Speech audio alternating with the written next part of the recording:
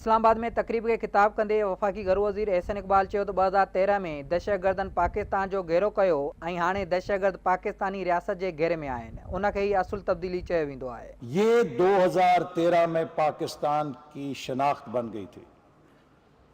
मेरे अजीज नौजवानों, आज पाकिस्तान को सबसे खतरनाक मुल्क करार देने की कोई जुर्रत नहीं कर सकता। हुन चयो त पाकिस्तान 70 सालनि खां पराई जंग विड़ियो ऐं हू 35 सालनि खां अफ़गान मुहाजिरनि जी मेज़बानी करे रहिया आहिनि। हुन चयो त अमन मान खां सवाइ को बि मुल्क तरक़ी नथो करे सघे। कंहिं बि मुल्क ऐं क़ौम जी तरक़ी जो बुनियादी शर्त अमन इस्तेहकाम में आहे कि जिस मुल्क के अंदर अमन और इस्तेहकाम होता है वो मुल्क यकीनन तरक्की के लिए क्वालिफाई करता है, और जिस मुल्क के अंदर अमन और इस्तेहकाम नहीं होता, चाहे उसके पास दुनिया के तमाम नोबल इनाम जीतने वाले माहिरीन। एहसन इक़बाल चयो त पाकिस्तान पराई जंग विड़ियो जंहिंजो फ़ाइदो दायरनि खे थियो ऐं नुक़सान पाकिस्तानी अवाम बर्दाश्त कयो। संदसि चवण त 2013 में को अहिड़ो ॾींहुं न गुज़रियो हूंदो जिते हर घिटी ऐं बाज़ार में केतिरा ई पाकिस्तानी गोलियुनि तोड़े बारूद जो निशानो बणिजंदे तड़पंदा रहिया।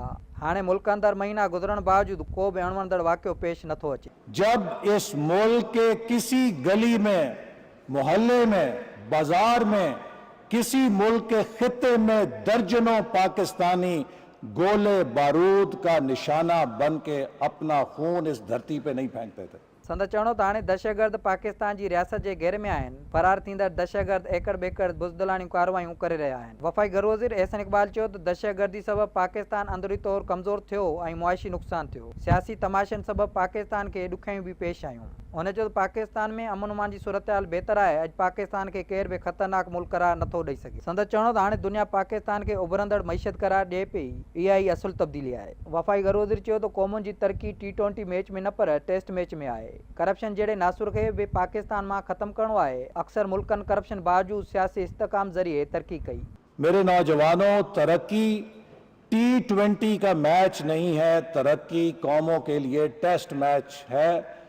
एहसन इक़बाल जो चवणो हो त 2013 में हुकूमत विज़न 2025 ठाहियो। पाकिस्तान में तजुर्बा ऐं T20 मैचुनि जा छक्का बंदि न थिया त तरक़ी वारो ख़्वाबु हक़ीक़त नथो बणिजी सघे।